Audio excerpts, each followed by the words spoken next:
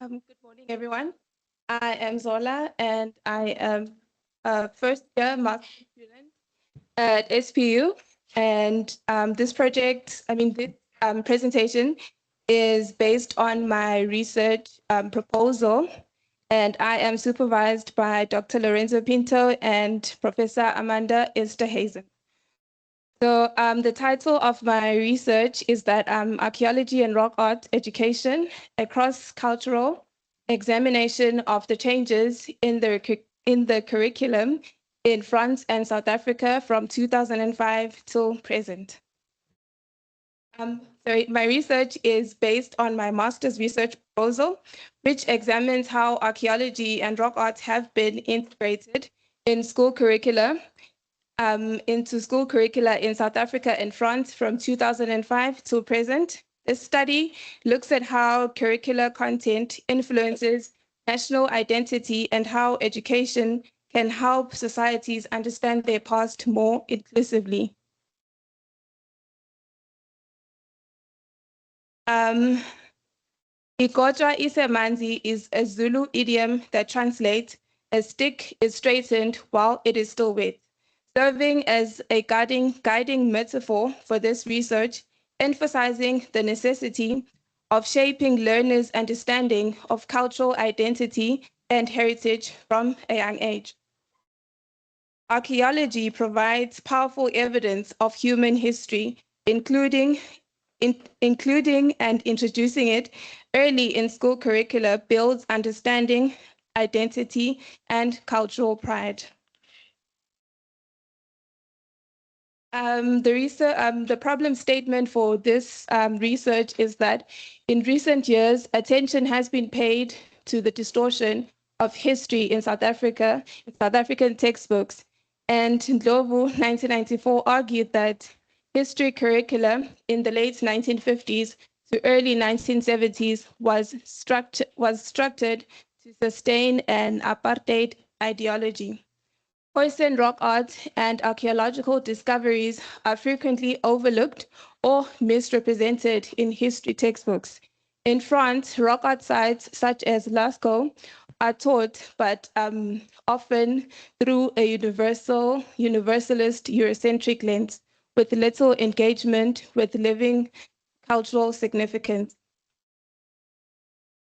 This study aims to analyze the role of archaeology and rock art in the construction of national identity in school curricula from 2005 to the present, and to explore how culturally and historically distinct countries approach archaeology and rock art education, and to offer valuable insights for global curriculum design.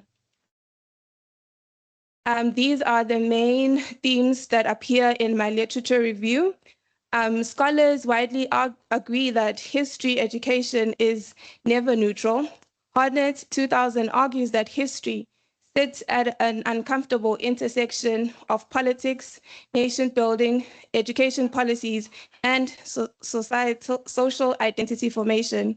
It is shaped by societal expectations of what children should know and what they should know about their country's past, and by political pressures that determine which narratives are promoted and which are silenced. Apple 1990 reinforces this by stating that curriculum reflects the values of those who hold power. What gets included or excluded is a political decision.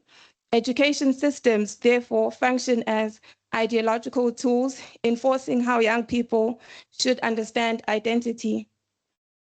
Under the apartheid, the Christian National Education Policy deliberately used the curriculum to promote white supremacy. As Esterhazen and Lane 2013 explain, curriculum portrayed European and colonial control and erased or distorted pre-colonial African histories. Mazel and Stewart in 1987 did an analysis of 25 textbooks from 1972 till 1986, and showed that Khoisan was misrepresented or reduced to stereotypes Indigenous societies were formed as primitive or stagnant. Archaeological evidence was ignored even when strong research was available. This manipulation of history was not accidental, but it was put there to maintain political control. After 1994, attempts to correct these distortions happened, and reforms included the interim curriculum revisions, which took place in 1994 to 1996 to remove the racist content that appeared in school textbooks. Curriculum 2005 and outcomes-based education, which aimed to promote critical thinking. Later, CAPS revisions, which was reintroduced and structured history education. Yet challenges persisted, and according to Esterhazen, 1999, shows that human and social sciences curriculum was oversimplified. 3 million years of history was oversimplified into pre-colonial and indirectly reinforcing colonial ideas of primitive to advanced progression. Beston, 2011, further argues that Khoisan histories remained marginalized, often reduced to simplistic hunter-gatherer labels without cultural and spiritual context. Still in post-1994, rock art, especially sand rock art, was elevated as a symbol of shared humanity. Examples include the two sand rock figures on the national coats of arms drawn from the Linton panel. Rock art references in CAPS as part of the curriculum on ancient African history. Hampson, 2015, critiques this process as symbolic appropriation. Although rock art is used to present national unity, living indigenous sand communities weren't consulted when national symbols were created. The cultural and spiritual meanings of the imagery became diluted, turning deeply meaningful rock art into generic national icons. Sorry. Archaeology reveals complex belief systems, rich symbolic traditions, and sophisticated social structures. This contradicts colonial views of indigenous people as primitive. Thus, archaeology becomes a tool of decolonization, but only if represented in the curriculum accurately. France's approach to heritage education emerges from a different ideological tradition. In France, history and geography are combined and centrally controlled by the state. The curriculum emphasizes human progress, artistic evolution, and technological development. This positions prehistoric Europeans as ancestors of modern citizens, strengthening their national identity.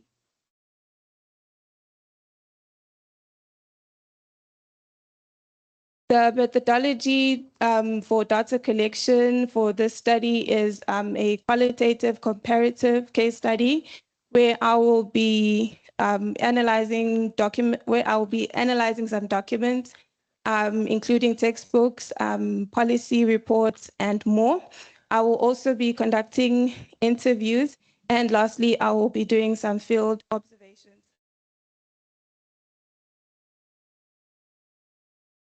To conclude, education is the basis of creating inclusive identities.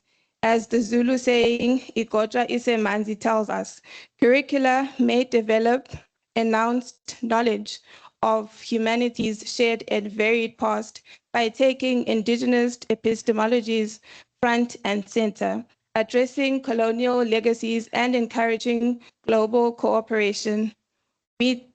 When taught critically and inclusively, rock art becomes a bridge toward cultural sensitivity, and justice, as well as a tool for understanding history.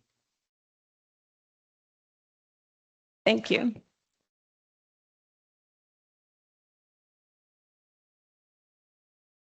That was super fast. I had not even been watching my clock at the time. Any questions, colleagues? Don't be shy, just Calvin, I want to see it so that I know where I'm Okay. Is this for our masters? Right. Okay, so this is a huge question, but it's just something to think about. You briefly touched on France. I don't know if you can maybe elaborate on that, or maybe you've still got to do more research, but you were sort of saying, the historical record is used to foster national identity. So I'm curious, because I'm from the UK,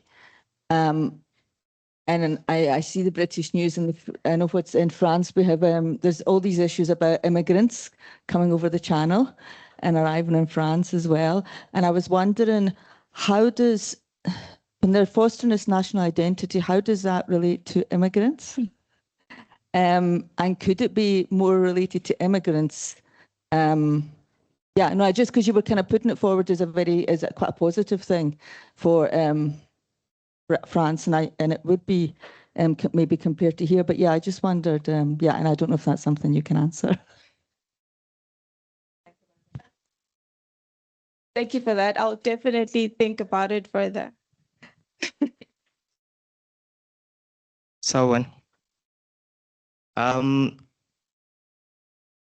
have two questions. I'm old enough to have gone to school when it was still OBE, right? I think it was outcomes-based education. And as you mentioned, some of the literature, people like Mandy Esterhazen have been talking about this issue since the 90s.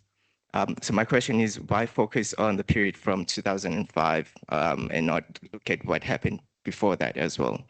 The second question is, just from your reading of the literature, if you have any examples of what has changed over the years, and what do you think is there more to do as archaeologists? How can we contribute? What is government's role in improving things? Thank you. Thank you for that, Ntutuzi. I'm focusing on 2005 simply because, okay, I'm trying to not focus on too much and focus on 2005 because that's when the curriculum 2005 and outcomes-based perspective, education, sorry, was introduced around those years. So I'm focusing on 2005 because that's when they introduced critical thinking and all of that. So I think I would like to see if those changes from 2005 have really been implemented in the school curriculum. Sorry, I forgot your second question. Over the years, so oh, okay, I remember now. Before 2005, most of the descriptions on rock art have just been descriptive and labeling. When talking about rock art, it's simply labeling the sand rock art as hunter-gatherers, and they do not go into more details about the culture and the symbolism of the rock art. I'm old enough to have had 3 postgraduate qualifications when OBE was introduced. Since you are showing off for your age. Thank you, Zola, for the presentation. I have a short question, which is not difficult. I just wanted to check on your methodology. You mentioned that you wanted to do some field work. And I was just curious, what kind of data are you looking at in the field work, considering the type of analysis that you are doing on the curriculum? Yeah, like this is not an archaeology field work, is it? I just wanted to understand that part, my personal understanding of your work. Okay, so I'll be doing fieldwork in terms of observing how school children engage with the rock art. What exactly are they being told when they are on the sites, like the tour guides, observing how they also include maybe what's in the school curriculum, if maybe they take some of those examples and actually help bridge the gap that is left when in school classrooms. I was standing next to you. Why did you not raise your hand so much? No, walk up. Thank you, Zola, for such a wonderful presentation and also a very important project that you are doing.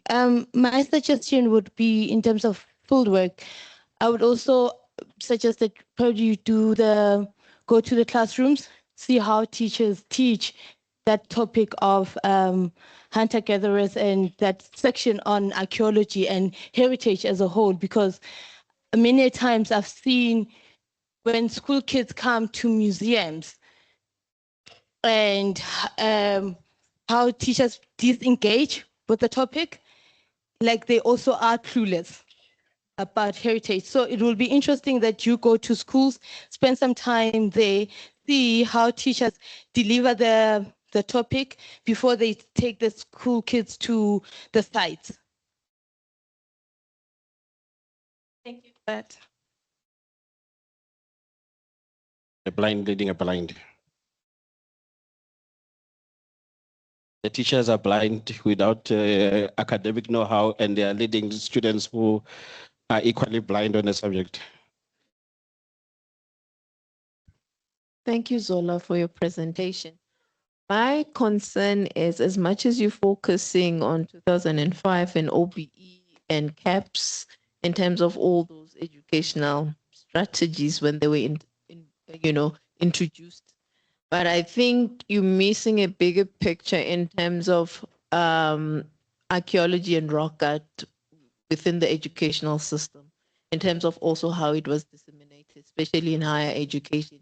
You would need that background history in terms, because you do touch on about the history of our country, but in terms of access and the platform of archaeology and rock art in South Africa, how it came into being. And most of the time it was found in higher education spaces.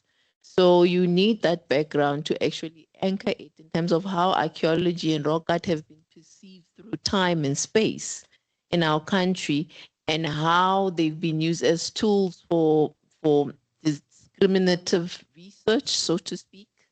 So I believe maybe that will help also anchor your study in terms of where you're coming from. As much as it's problematic within the normal school system, it's been the way, as what God was saying, how has it been disseminated in classroom settings. And also it's a reflection of what's also happening in academia. Thank you. Thank you for that.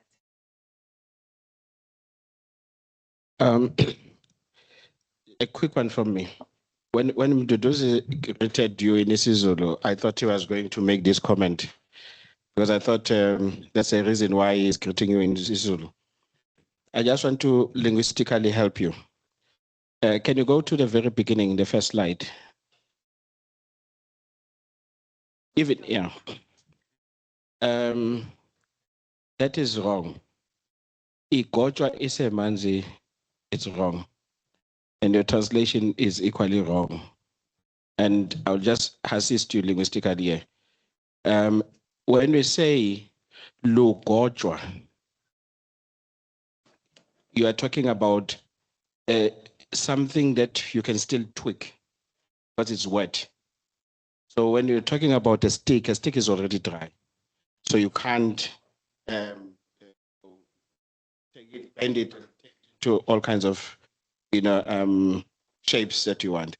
So I'm just assisting you linguistically that you don't say igojwa, say manzi, lugojwa, lu say manzi. And it's a twig, it's not a stick. That's just the first part. Just to lead on to what I was saying, I've argued before that in my thinking, there is a reason why the first legislation, heritage legislation in South Africa, which is a 1911 legislation, focused on protecting rock art. Purely, no other heritage. It was focusing on rock art. And my interpretation of that has always been that the colonial government did not find the Bushmen to be a threat. Rock art was this thing that was curious. They are not here. We can acknowledge their work because they are extinct. That's a language that was used. So it's not a threat. So politically, you don't want to protect something that belongs to your enemy. And this is why it is only in 1934 that the scope of heritage legislation in South Africa is expanded to include, other heritage aspects. Even then, the Bantu, heritage is still not well regarded. This is why if you fast forward to 1999, with the current legislation, if you were to go through the list of what was then called national monuments, you would not find amongst those monuments anything that represents African identity, except if I say African identity, I'm saying Bantu. They may be specific, but there will be rock art sites that will be there. There will be other plenty archaeological sites, which is an influence. I would think Gina Deacon was in National Monuments Council, as a staff member. So as an archaeologist, I would like to think that she had a big impact in making sure that a lot of archaeological sites, got inscribed as national monuments. So yeah, I just wanted to give that historical context because I think it's important to understand what is happening, going forward. I wonder, who are you going to interview? You said you will be doing interviews and you're not very clear, who are you going to interview education specialists, and how much do they know about the content, that is in the syllabus? Thank you. I will be interviewing archaeologists. I will also interview museum staff, interviewing tour guides and the policymakers at Department of Education.